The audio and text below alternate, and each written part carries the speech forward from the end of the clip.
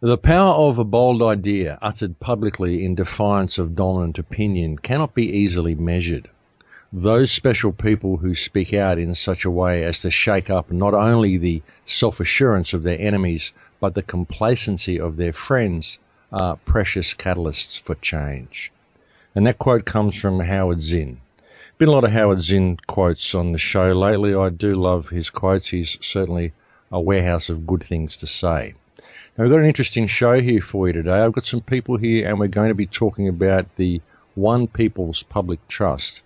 And I'm being joined on this call by a multinational force. We have Scott and Ken Bartle, who recently made a video called What the FUQ, which you can find on YouTube. You can also find on my Crow House.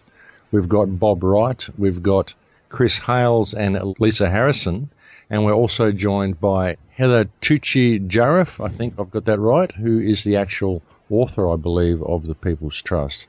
So this has really sparked a lot of interest with people. I've been getting messages from all over the world from people that have wanted me to look at this trust. And so I've had a bit of a look at it, and I've found it to be quite an exciting event. And so I've brought all these people on to try and explain it to people in layman's terms so everybody can understand what's going on here. So what I'm going to do is open the floor up to you guys. If there's one of you that would particularly like to say something or explain the basis of the trust to us, just please take it away and give us your elevator version of what this is all about. I think we all suggested Heather would be the best person for that. Okay. Well, it could be Heather, or if you would like to read out the document that you had prepared, or whatever you've got, whatever you guys want to do that you think will reach the people in a clear enough manner so that people can understand what's actually going on here with this trust and what it means for them. I would ask that Scott and Ken take it from the human perspective and experience, and then I can fill in what the People's Public Trust did at the same process in a universal level. Would that be okay? Okay, sounds good to me. Righto. Thanks, Heather. Max? Right, well, I suppose the basic intro was I had a practical example where I was importing a car from the States over to Australia. And in that process, I ran into all sorts of roadblocks, specifically with the Department of Transport. And it took about 9 months to get that import approval finalised and actually get that piece of paper in my hands. In that process, I found all sorts of dramas and moving the goalposts along the way. And that sparked me to start questioning exactly what was happening. So when my car actually got to Fremantle here in Australia, I had another roadblock put in front of me that I hadn't been alerted to prior, which was a requirement to import or pay for a license to import essentially the air conditioner within the car. It was a pre-charged equipment license. At that point, I'd had enough. I'd been pushed over the edge, having been dragged through 9 months of getting an import approval, and put my hand up and started questioning what was going on. In so doing, basically I uncovered all sorts of little anomalies with the so-called government, and they turned out to be a company pretending to be government. And so far, absolutely every single politician, minister, judge, police commissioner, governor general, you name it, from top to bottom, every single one of them who's been asked for evidence that they are literally real government, de jure government, have declined, run away, gone dead silent, and some of them have even been bold enough to write back and say, I refuse to answer that question, which is pretty arrogant in my mind. So in that process, I pretty much stumbled to the idea whilst I was sitting on the bus coming home from work that I could no longer treat them as government. They were essentially just a corporation, so let's treat them as one. So I offered terms and conditions to them and specified the method of acceptance. And in so doing, Customs, who had was starting to charge me or wanted to charge me for taxes, basically couldn't resist and performed those actions that accepted my terms and conditions. And I liken this to basically a car park. They put the terms and conditions up on the wall outside the car park, and you look at those on the way in and decide, do I want to go into this car park or do I want to go into the one next door? And when you do drive into that car park, it's those actions that are the acceptance of those terms. And so I put all of this to customs. They've just sat there dead quiet, hung onto my car, performed the actions to accept the terms and conditions, and I've been invoicing them ever since. I since went on to file a lien for the recovery, and so we bring ourselves all the way up to today, where I've basically got to the point where I'm now ready for enforcement. Now, the process was no different to pointing at a judgment that we reached at the end of an administrative process, and that was the determination of the capacity of customs acting as a corporate entity. And I thought, well, banks do this sort of thing when they run you through the court process. You come out with a judgment that's against you, and the bank sits there and points at that judgment till the cows come home, forever and after. And they'll point at that judgment, and regardless of you huffing and puffing or jumping up and down and objecting, they just sit there and point at the court judgment.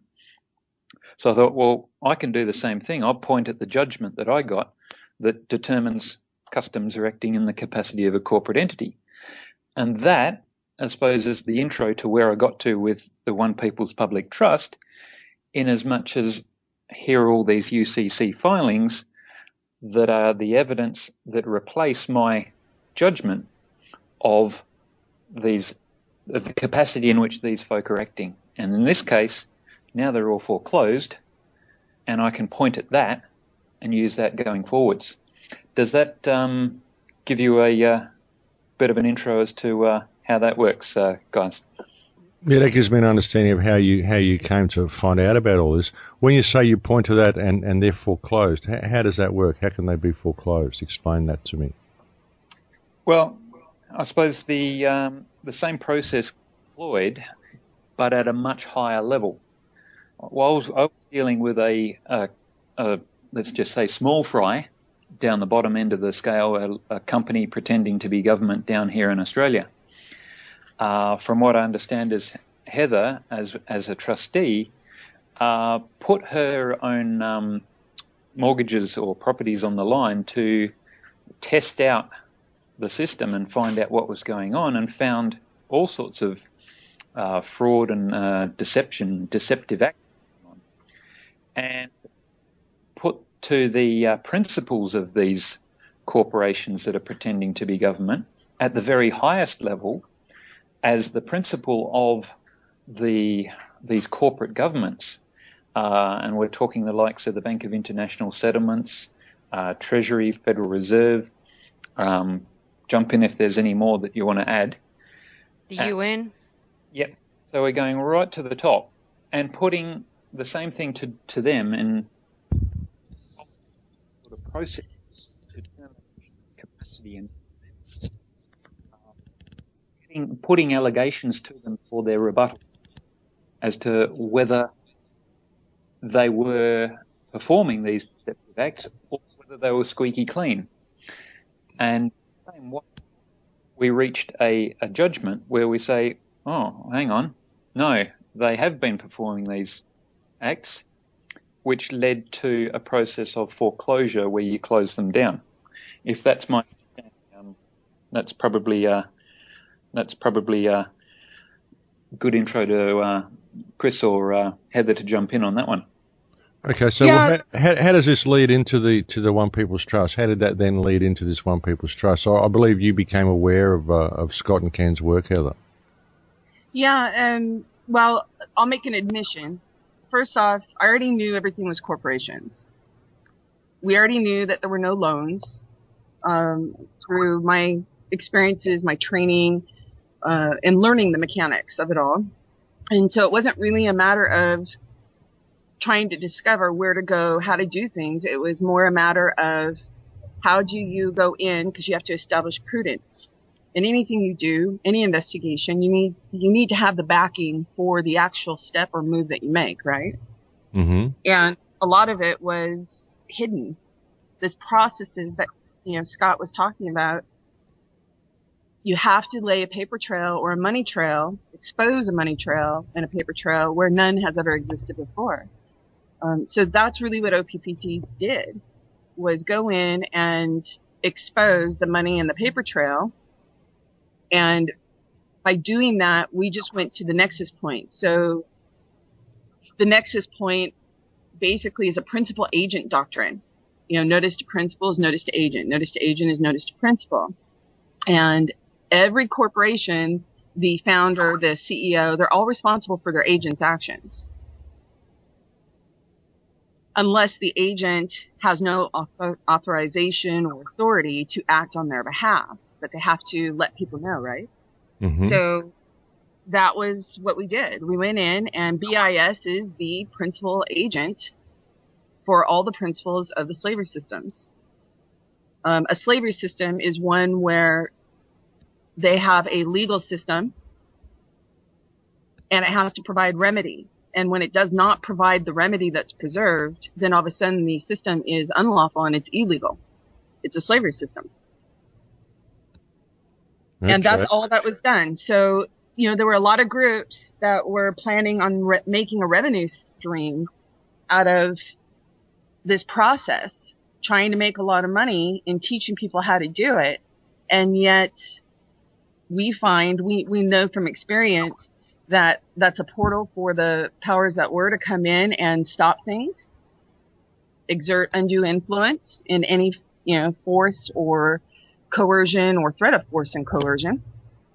And not only that, you sometimes will get people who start with very good intentions, but when money is involved trying to make a revenue stream, you see it in the attorney field. They're there for the billing hours. They're not there for the most part to help and assist people. Otherwise, they would look at who they're actually licensed to, which would be the Crown. So in order to prevent that misuse, abuse, or manipulation, there's another nexus point. The nexus point is source. I call it source. Some people call it God, Allah, Yahweh, doesn't matter. But essentially that's prime, that's 0 point.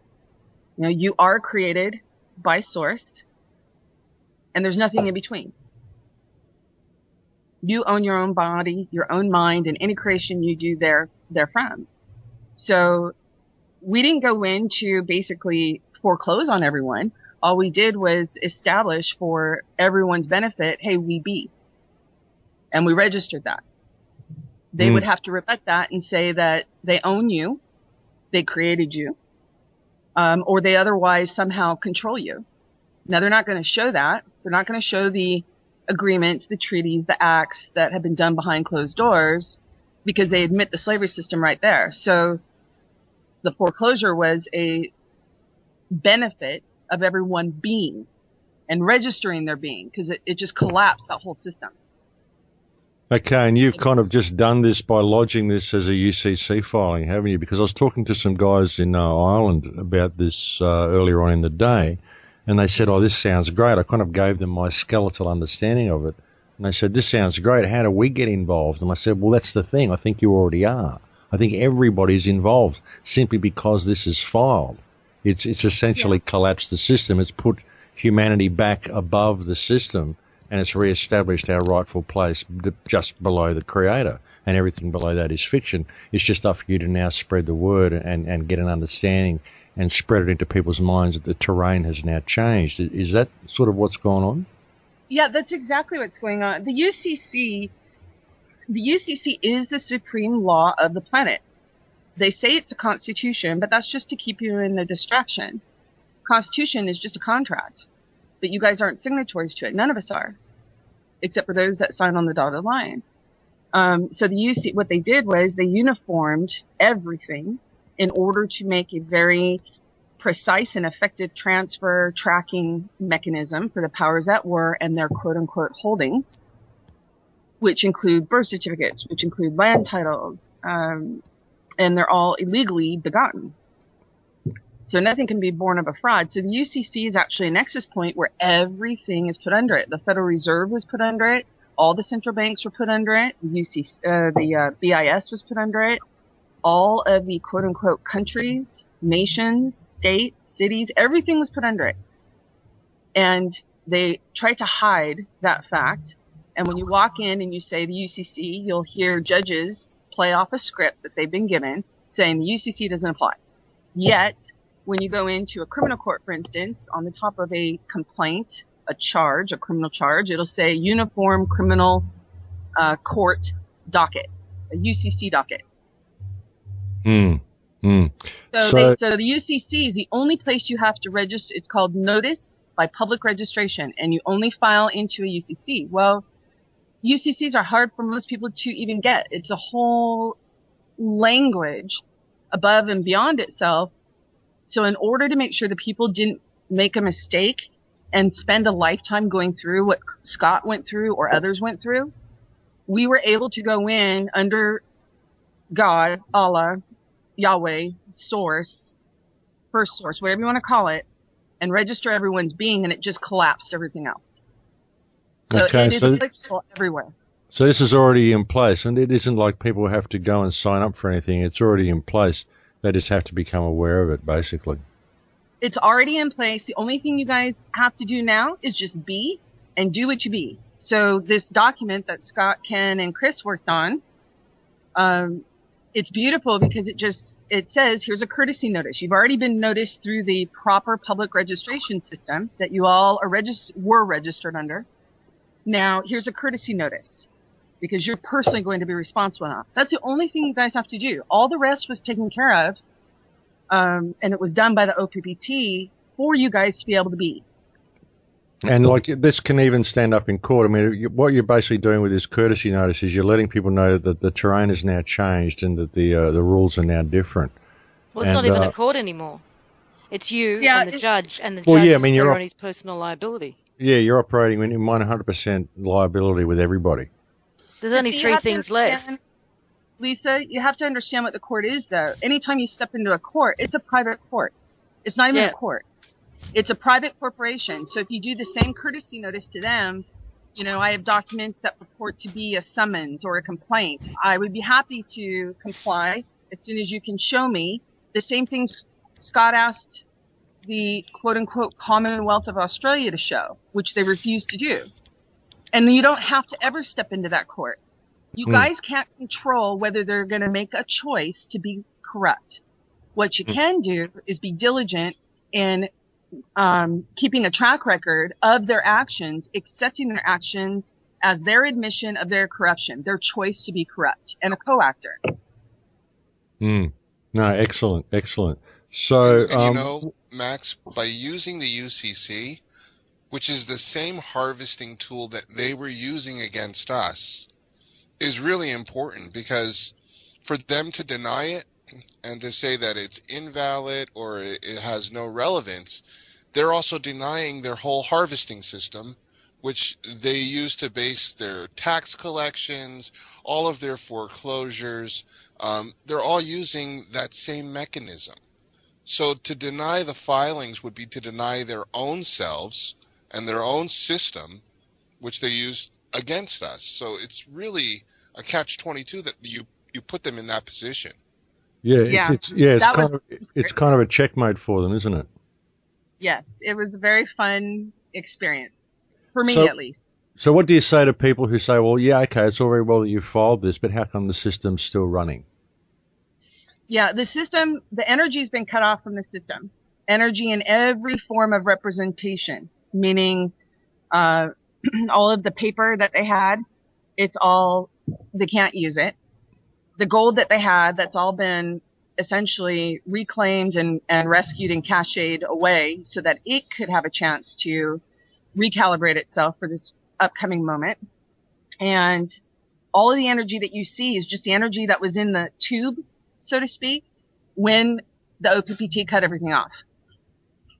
So they're running on the last bit of energy that was in their engine already. Yeah, and they're kind of doing so because a lot of them don't actually know that the system's collapsed. So what do you say to people that say, oh no, this is terrible, this will This will bring down the system and usher in the new world order. That's what I've heard some people saying. What do you say to people like this? Well, I say that the precautions have been taken. We considered all of that. That's why the CVACs are there. If there's a corporation that the people are going to be said they're a part of, well, they should own it. You know, they should have a system that's transparently of service to them, accountable to them. So the CVACs were set up just as a temporary, here's where you can place everything transparently by your own will and free will choice. However, you know, I've had this in place. The OPPT had it in place back in the end of November. And our first choice was to go in and recognize everybody and give them the data. Instead of going in, making the systems of assistance, treasuries, and cutting paper everywhere, and then having that paper be negotiated behind closed doors with banks or anybody else, it was important to have the people be and do. So it's all sitting there. There's nothing, it can happen in a twinkling of an eye. There's no void, no gap, no anything, but it's up to the people to choose whether to be, and it's okay to move along and kind of not know how to be. That's normal after what we've all been through. We help each other.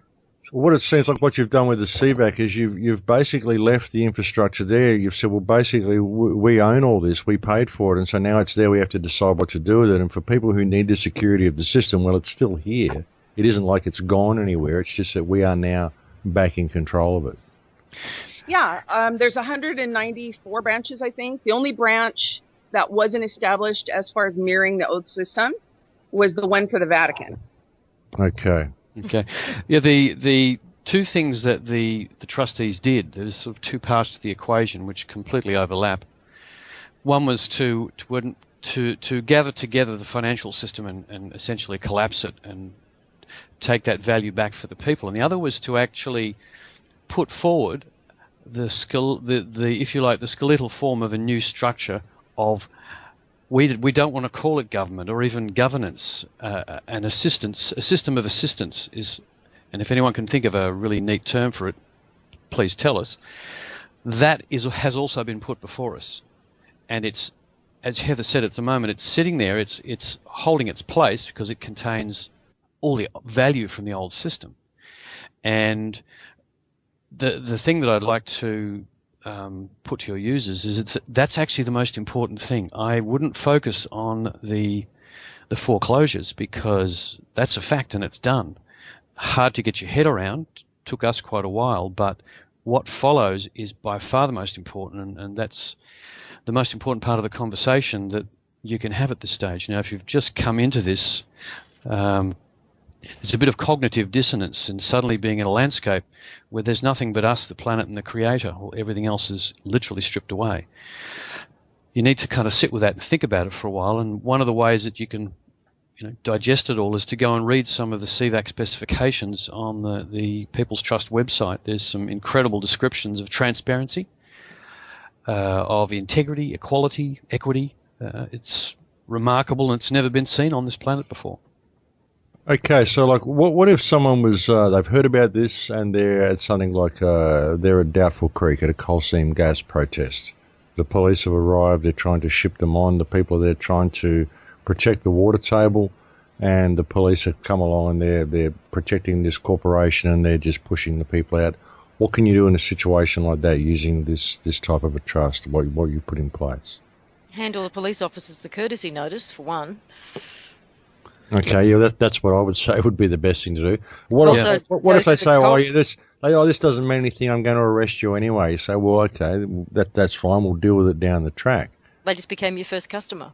Yeah. Yeah, what you would do is, as long as you know the names, you have to know the names of the individuals. If you have the names of the individuals, you just serve it on them the next day. If they throw it in the mud, that's fine. Serve another copy the next day and make the point that they've committed you harm by manhandling you. If you were manhandled, they're not entitled to do that. And if it was your farm they were on, they were actually trespassing and damaging your property. And they have no right to do that either, so you can begin that process. And you'd begin that process by putting, a commercial lien on them? Well, in fact, the process that we're using in the document that's been produced is based along the principles that Scott used, where we actually, we as an individual are pulling up this other individual because they're doing us a harm, and we're saying, we're not going to interact with you except on our own terms, and here are our terms, and if you do any of the things on this list over here, I'm going to send you an invoice. Oh, and by the way, if you persist in this, my second option is a UCC filing against your personal assets, because this is you talking to another individual. There's no corporation in play, even though they think there's one. So the courtesy in this is the fact that you're not jumping all over them with a commercial lien to start off with. You're giving them a chance to cease and desist without getting too hot and heavy over it. Putting liens on people is a serious business, and we think a lot of the issues will be deflected by this notice first, and hardcore issues, obviously, they'll have to go to the lien stage, and that is a direct attack on their personal assets. They could lose their house. So the reason I'm asking this is I'm trying to put it out there because a lot of the people that will be listening to this will be, oh, this sounds all very great, but how can I apply it to my personal life and the activism that I'm involved in? So I'm just trying to get people to understand that they can use it in any of these situations. You can use it. So it is such a beneficial thing. I mean, it really does seem like the light at the end of the tunnel. It almost seems too good to be true. Max, it's one of the first questions that came up for us when we were doing these shows was calls and emails and requests for how do I use this to stop chemtrails? How do I stop it to use fracking? How do I stop it to use fluoridating my water? And I'd love Heather to address it because there's a lot of activism going on right now for a lot of different reasons all over the world. Well, and okay, these are great points because it comes down to the point of being, right? And the point of doing. There's so many people being and doing out there that you don't hear about. And that's part of their agenda, is to distract people or make sure that information doesn't come out. So I had an email the other day from a person that was being and doing by the UCC process, by the way. And he was a manager of a financial fund, a trust, and they buried him in a maximum detention facility to keep it quiet, along with a whole bunch of other people that have been being and doing. So I don't know if you guys have seen that movie, The Guardians. It's a kids animation film. They had this globe where all these lights showed up, and each light represented a child that believed. And each of these lights would just go out as the kids stopped believing. And their job was to basically make that globe light up again. And I really believe that if people know how much being and doing is going on, and they're able to have a visual representation of that being and doing where they can click on those dots, those lights, and see a blurb or a summary of that story, they may have more courage. You know, when I was in the investigation, I was in a courtroom, and the courtroom is just a theater, and everyone's playing their part. And at the time, I was an officer of the court, a registered licensed officer of the court. And I had 2 hearings that day. And I had been forewarned by my banking contacts that they were going to use that license to essentially throw me in contempt and into jail. And so I canceled the bar license because I knew I couldn't use it to clean things up from within. So I canceled it. The best way I knew how to help was to walk away from that old system. And that next morning, went up and had prepared the night before saying, you're a public officer, you should have a bond and an oath per your own statutes. And the judge got very upset. I wouldn't let it go. I was strutting around the courtroom, playing the part to the hilt, and he called the cops up, the sheriffs, who I had worked with as a prosecutor for many years. And the sheriffs were all standing up there, and I said, perfect timing. You guys came in. I gave him the statutes for them to be able to do their job. He's pretending to be an officer of the court. He doesn't have his bond and his oath. He says he admitted he didn't have his bond and oath on the record. I asked the court reporter to replay it back. She just looked flabbergasted and frustrated, turned beet red. The judge turned beet red, and the sheriffs just sort of shrugged. Well, I said, okay. So we went through the whole scenario. Everything finished. The judge stormed off the bench, granted the bank their thing. The court reporter actually stopped reporting. She refused to report anymore. And as we left, I knew I had the next hearing to do, and I knew that the bank handlers and the bar handlers were going to be on the phones with the judge that was just handled, as well as the judge for the hearing coming up next, to figure out what to do. And I knew that the sheriffs would be called back up. However, my question was, would the sheriffs actually come back up? Because when they don't perform their job, it's a felony under their own laws, right? So we go in there to the next hearing, and essentially all the judge could sit there and do after her little rant and rave was turn to me and say, what happened? You used to be one of us. And she was a go-to judge for the bank, and she was beeping for the sheriffs. Her and her clerk, it was funny, they caused such a distraction because they were beeping for the sheriffs, and yet they weren't showing up. And I found out later the sheriffs decided not to show up because they had received legal advice that they were liable if they did and they didn't do their job.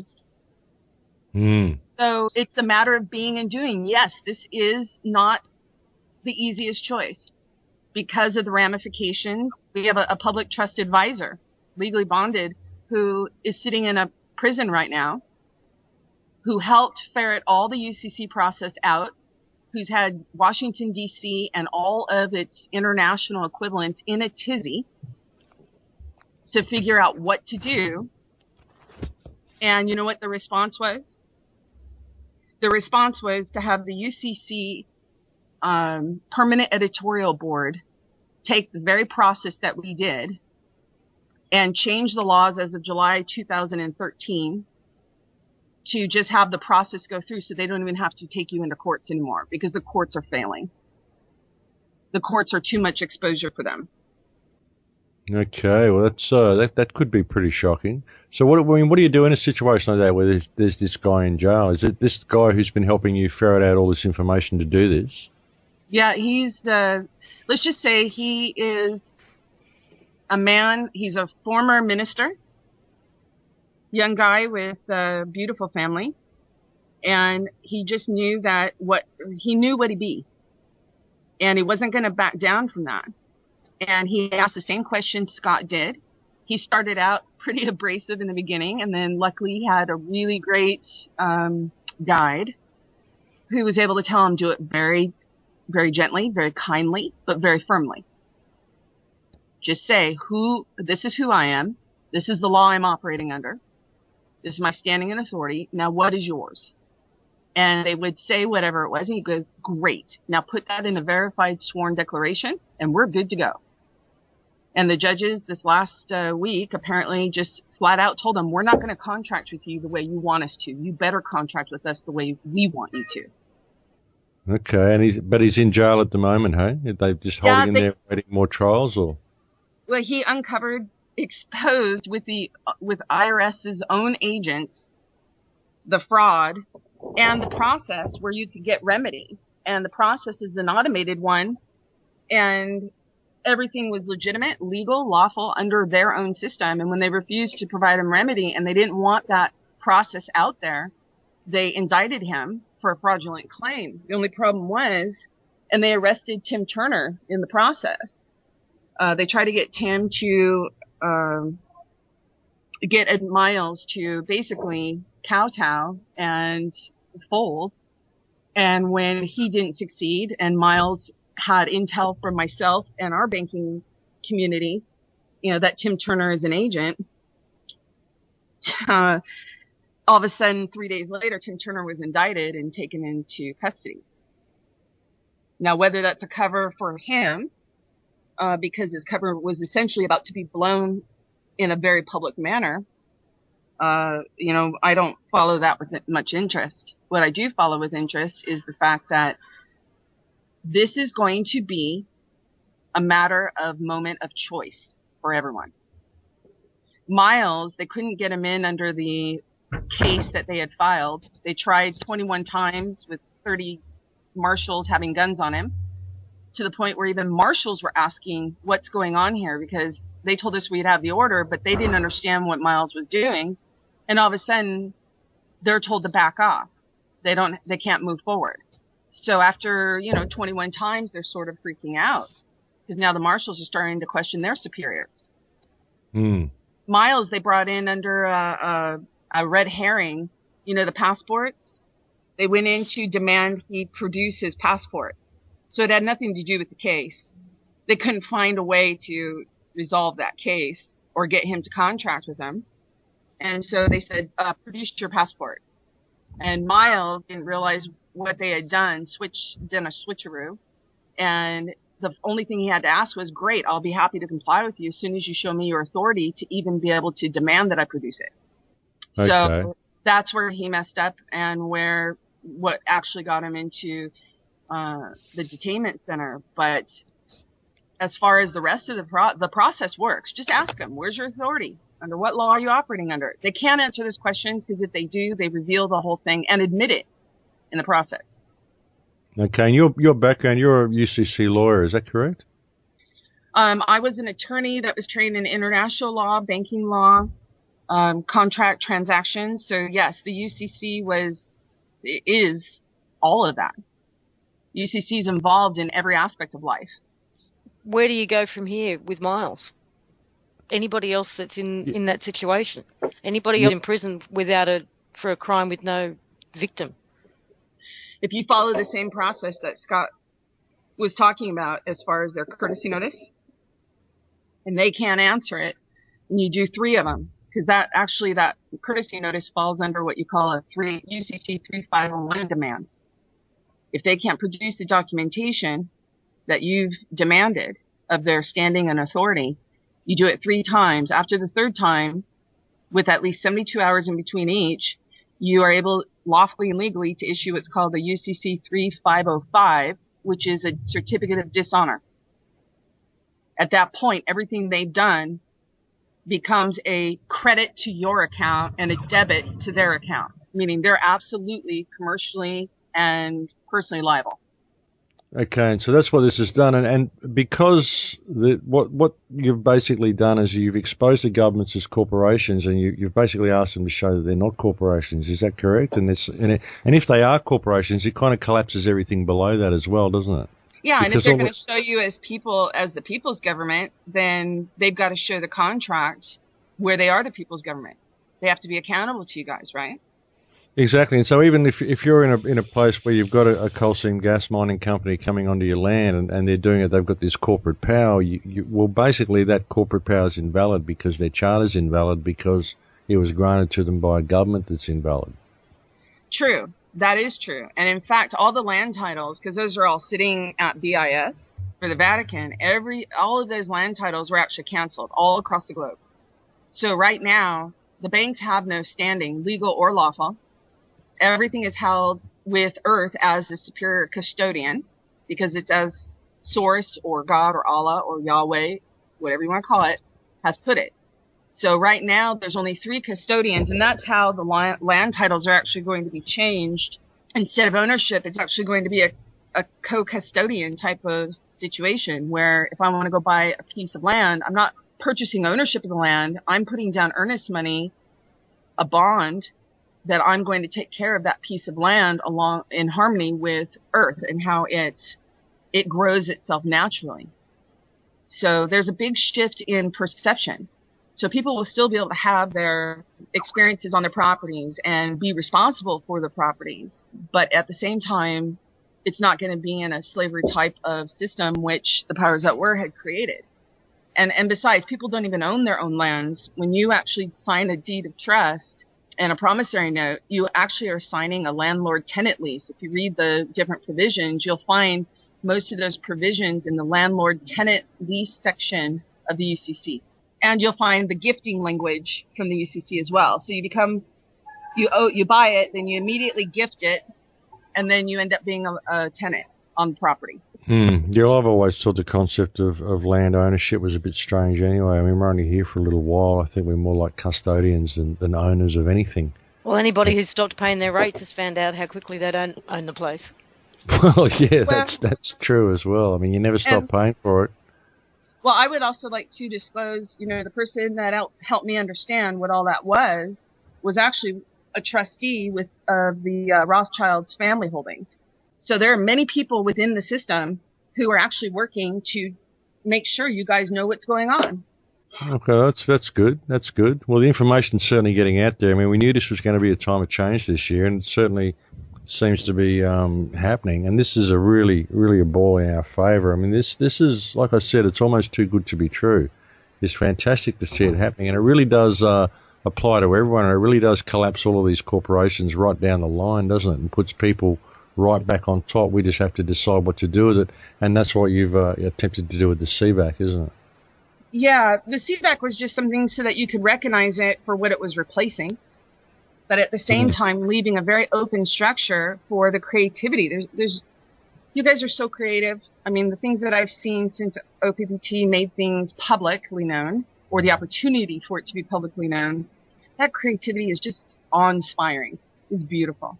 So we didn't want to lock it down and tell people, this is what you have to be, this is how you have to do. Instead, we just said, here's a safe and guarded place for you to be and do as you choose. Just don't damage anybody else.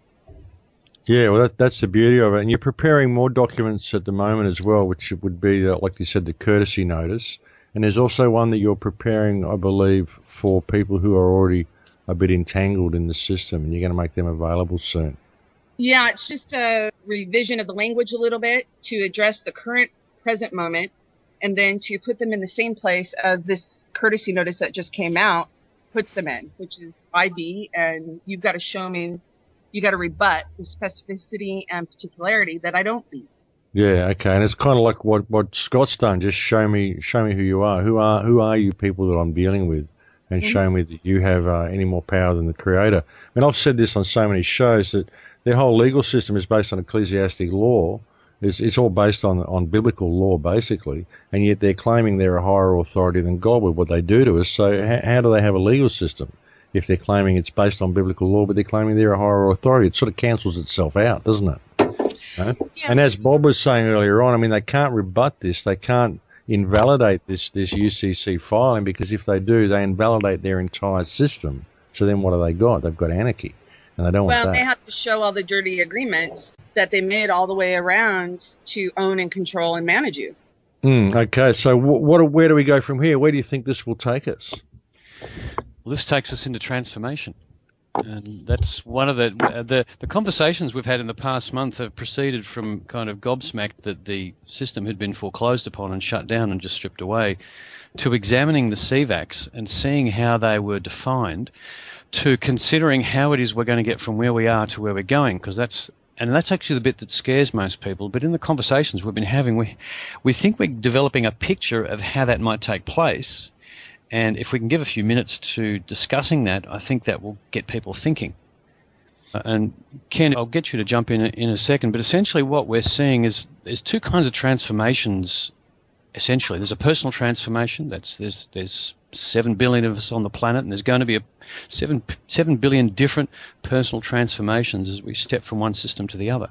And the other is the transformation of what were former corporate entities, of which the planet has hundreds of thousands of, basically people structures with infrastructure doing things, and how they will reorganize and into what. And the picture we're forming is this, that whole industries, when this transformation starts to kick in and people start moving from operating in a foreclosed corporate fashion to the CVACs, they will turn from corporations into cooperatives. And in the process, they'll shed the excess parts of the system, parts of, say, the auto industry that they don't need, because you won't have competition. You don't need a corporate structure because you're not enriching the shareholders. Everyone's assigned an equal value under the concept of the CVAC, so there's just no rich and no poor. There's just equitable humans. So what are we building cars for? What are we building so many for? So you'd see industries where they'd shed a proportion of companies completely, and the rest would reorganize into cooperatives, and they would make the most brilliantly built cars ever seen on this planet, because instead of being in a predatorial commercial mode of operation, they'll be in a cooperative, creative mode of organization, filled with people who actually want to be there. And I think that example will cut across all of what we consider to be the major industries of the planet. Won't take it, It's going to take a while. Let's be absolutely clear about that. But the first thing I see going is all of the corporations that don't provide a service or a good that we actually need. They'll go. They'll be the first thing that just disappears. Yeah, I'm talking about the ones that will stick around are the ones that make useful stuff. All of the stuff that feed off the process, they're gone. They're already gone. Well, and there's one other point as far as what Chris said. That's all absolutely correct. But there's one other part that is preserved, and that is for those who just want to be in their own space. You know, you don't have to be part of a co-op. You can just be how you choose. Some people will love and enjoy the fun of doing and being with others that are like-minded.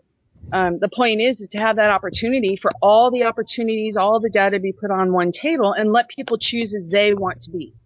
That's the hardest thing people have to get their head around, I think. I mean, I can't tell you how many times people have said to me when they're trying to get their head around a new financial system or that we're all equal or things like that, well, it's not fair if someone can survive by sitting around on the couch watching telly all day and, others are contributing to society. And I personally think we should all take 3 months holiday, but out of the system. See, that's kind of the point. You get out of the system what you put into it. If you're not putting any value into the system, then you have no right to take any value from the system. That's right. Okay, so it works at the moment. People are hanging around on the couch and watching TV and doing nothing, almost as a knee-jerk reaction to the system. I mean, I know people who don't want to work because they don't want to contribute to the beast, is their saying. So they feel like getting a job or doing anything that contributes to the system, they can't bring themselves to do it. And to people around them, they look like just lazy bums right now. But they're actually highly conscious and highly motivated to do something. They just can't find a way of doing something that doesn't contribute to the beast yet. You know, this is what I've discovered, and you're right, Lisa. This is probably one of the hardest things for people to get their minds around because they've been indoctrinated in this whole slavery mentality. And when you actually are confronted with the idea that you're free, you know, like we mentioned before, you know, after the slaves were free, how many of them were still working for a year or so before they even realized it? You know, when the World War II was over, you know, how many people, you know, were still operating under the idea that the war was still going on before they actually stepped out of the concentration camps and you know, took their first steps out into real freedom. And here we are, you know, we've been in this system for all of our lives, and now suddenly, you know, in the stroke of a pen, all of that is gone. You know, how do you function? How do you move forward? And this is where, you know, it takes a little bit of contemplation and thinking, because a lot of these people who you think are sitting around and they're not working, they're thinking. They've got ideas, you know, they've had the time, because I've been on disability for a couple years now. And one of the things that I found is you get a lot of time now, once you're not in survival mode, you get a lot of time to think and to think about what it is that you really want to do. And there's people out there that have ideas for, you know, revolutionary ideas about how to solve our energy problems, about how to solve, you know, a lot of our health problems, about how to solve a lot of the things that we face in day-to-day lives. But they've never been given an opportunity to put those things forward because of the system that was in the way. You know, lack of money, lack of funding, lack of, you know, support, lack of exposure. And now all of these things become possible, you know, to introduce without the system being there. And we're learning right now how to operate that way, you know, with this new mentality, you could take the man out of slavery, but to get the slavery out of the man and to actually get them to be free and to recognize their own divinity before God, that there's no authority that stands between that. Yeah, that's the hard part, isn't it? There's a lot of people that find freedom to be very, very scary. And what do you do with these people? What do you do with people who actually want the system to stay there? because they want a parent, you know. I mean, the way I see it, with the CVAC that you've got there, that will kind of cater for this, and people will be able to sort of make a gradual transition if they would choose to. Yeah, well, you've heard the difference between involuntary servitude and voluntary servitude, right? Oh, of course. Okay, so essentially, we knew, the OPPT, the trustees, we all knew that some would choose slavery, meaning they would choose to delegate the responsibility, because that's all it is. You're just delegating a responsibility of being and doing to someone else. And yet, if you do that transparently and you agree to the terms and conditions of how that's going to be and how that's going to be done, then all of a sudden you have something that's lawful and legal. If you have all this deception and all this non-transparency, that's where you get the involuntary servitude and the unlawfulness and the illegalness. Does that make sense? Absolutely.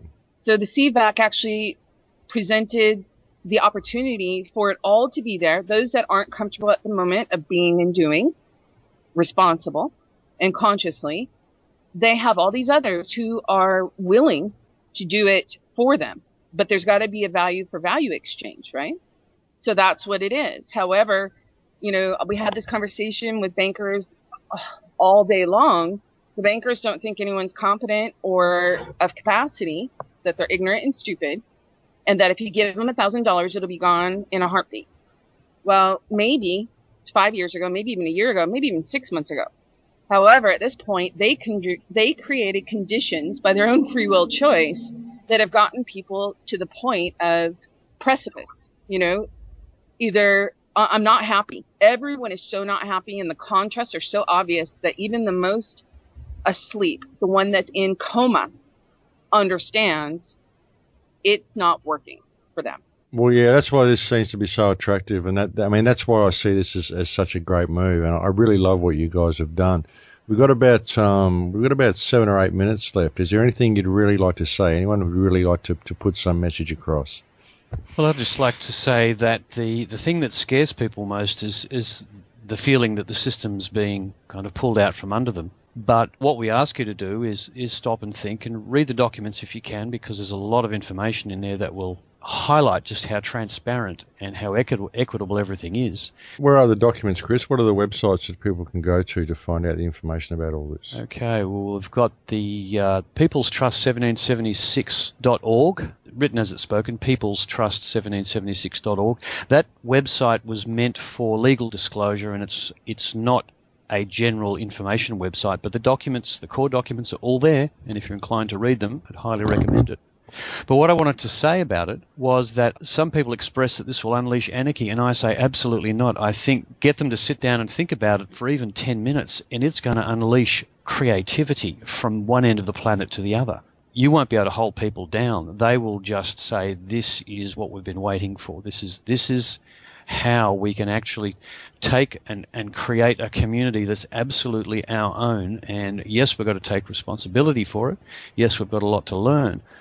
But this is our chance to actually be and do something really human, instead of just living at the behest of a small group of people who want to do it entirely for their own benefit. And we can break completely away from that, and is, as Heather says, in the twinkling of an eye. And the other website, I believe, is optin.com. That'll be OPPT -in.com. And Lisa, do you want to point out the 2 radio shows we're doing during the week? Sure. Every Monday night in the US at 7 o'clock on Freedom Reigns channel on Blog Talk, which is, I think, 11 a.m. for Sydney, the east coast of Australia. And 7 o'clock Eastern Standard Time. 7 o'clock Eastern Standard, thank you. That's called the Opt-In Show on Freedom Reigns. And on Tuesday evening in the US at 8 p.m. and 12 midday for Sydney, we have the Collective Imagination Show. And the Opt-In Show is very much focused on updates, process, the documents themselves, and education. And then on the Collective Imagination Show, we tend to have the deeper, larger discussions around what this all means for us on an individual level, on a collective level, you know, the questions about what do we do now with these CVACs? What do we do with the powers that were? What do we do? What is self-governance? So we sort of ask all of those questions. Yeah, because it really is new terrain. We're entering into a completely new terrain now, aren't we? And it's still part of the learning process, isn't it? It is. The answer to all those questions, Lisa, is being and doing. Exactly. I really enjoy the moment that you will understand the absolute context of your being and your doing and the power of it. I think you. No, it's so wonderful to see this, because this is what I've been telling people for years. It's all about knowing who you are and understanding the whole system's fiction. It only exists on paper. We made it all up. I just wrote it down and we decided to go along with it. And we need to step above it and realise that these politicians are just trustees, and they've enacted a system which they're using to milk the wealth of the planet at our expense. It's essentially people farming, human trafficking. That's what we're being subject to. I've always been able to see this ever since I was a kid. I never knew how to put it down on paper.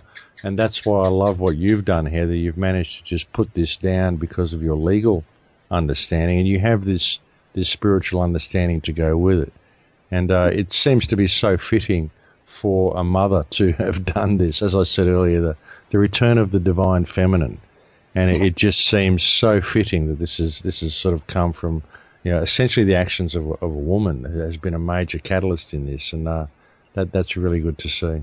And I really do want to have you on again. I'll have to have maybe each of you on separately to give us the whole lowdown of what each of you are doing, because I love the work that all of you are doing on all of this, and it's a real milestone, I think, and it's wonderful to be a part of it. Thank you, Max, we've not seen anything take hold like this. It just feels right, this one. It just feels right. And those radio shows that you're doing, especially dedicated to the opt-in, I mean, I believe you had 140,000 on the first one that you did listening on Blog Talk, and then you had 197,000 on the second show that you did. And I believe there are also a few, if you looked at the IPs, there was a few banking companies on there listening as well. Oh, we know we've got an audience from within, yes. And, they're enjoying the show, apparently. Have you got much feedback from the system about what you're doing and the feathers that you're ruffling? I suppose you're ruffling a few. Oh, yeah. What sort of feedback are you getting, Heather? Like you said, they're going, look, what happened? You used to be on our side. Yeah. Well, and I'm still on their side. I'm just on their eternal heart side.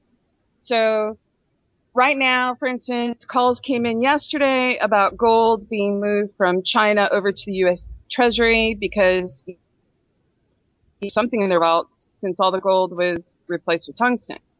Yet all the gold that came from China was stolen from the Americas. What I was told, it's ancient American gold. So whether that's Mayan, Aztec, but it's stolen gold, and they're going to spin it as it already have been in the U.S. Treasury. At the higher levels, they'll spin it as a loan. And at the highest level, they'll know that essentially China owns the U.S. So basically, it's a repeat of what they did in the 30s. And yet, that's where the fun's going to really start to happen, because once they make that move, then, and all the gold shows up on the streets, everyone's going to know the truth, and they're going to start going, well, what's in your vaults? So they're really shooken up. They're very, very scared because people are being and doing. And you're inspiring others to be and do. The power of that being and doing, I cannot stress it enough. Yeah, I think it might be very telling that we've just seen, since you've done all this filing, I think it's very telling that we've just seen the Pope resign and Queen Beatrice step down. I wonder if that's got anything to do with all of this. You'll get some data that's going to come out. As far as everyone keeps asking about ET disclosures. Well, you're going to find that many of them are already sitting in different positions down here, and they know how energy works. They know the energetic accounting, and those will be the ones that step away first. So you have a lot of exposure in the Vatican, and believe me, there are so many people within the slavery systems that made that happen. So just trust in the eternal hearts, focus on being and doing. And even if you fumble your way through it at the beginning, you're going to figure it out. Just point your compass within. Okay, well, look, it's been fantastic to have you on and talk to you all, and I'm definitely going to have you back on again very soon when we get a little bit more exposure for all of this. You'll have those. When will those documents be available? They posted on the website now, the new documents you're working on? They only went up a few hours ago. They're available for download on the OPPT.com under Resources Documents. That's the original courtesy notice. I believe Kawila Pele, American Kabuki, and Dee from Removing the Shackles will probably have them up on their websites very soon as well. I'll download them and I'll add them to the Crow House as well. And the revised one, for those with matters already going, that should be out within the next 48 hours or so. I've got sick kids at home, so I apologize for any delay, but that's the truth of the matter. Okay. We do understand you're a mother, and also just to let people know that the documents come with instructions. Each document will come with some instructions. We really want people to read those. Okay, that's great, Chris. That's really good that you've done that. Well, keep up the great work, folks. Thank you for joining me on the show today, and I will definitely have you back on soon, but we're completely out of time, so I'm going to have to knock it on the head here. Thank you, Max. Thank you for coming on. Thank you, Max. Thanks, Max. Thanks, Max. And that's it for the day, folks. We've actually gone a fair bit over time today, but I thought it was a very worthwhile topic, and we might have to stretch the issue a little bit. I will be having Heather and Chris and perhaps Scott and Ken Bartle back on the show to talk about this action as it progresses and keep you posted on what it's all about, but it does certainly look very good to me, and I suggest that everybody look into it. Again, the websites are peoplestrust1776.org and OPPT-in.com. And the other site is American Kabuki. And those are the sites where you can find the information that relates to this, and I suggest that you all look into it, because this really is a huge step for freedom for all of mankind, well, at least for those who wish to participate. Thank you again for joining me on the show today, folks. Thank you to anybody who has ever made a contribution to the website. It's always very much needed and very appreciated. I will look forward to speaking to you again next week. Please take care until then, and please spread this radio show and spread the information about the One People's Trust. I'll look forward to speaking to you again next week, but now I will say goodbye. In Lakesh, my friends, in Lakesh. Event, and so I brought all these people on to try and explain it to people in layman's terms so everybody can understand what's going on here. So what I'm going to do is open the floor up to you guys. If there's one of you that would particularly like to say something or explain the basis of the trust to us, just please take it away and give us your elevator version of what this is all about.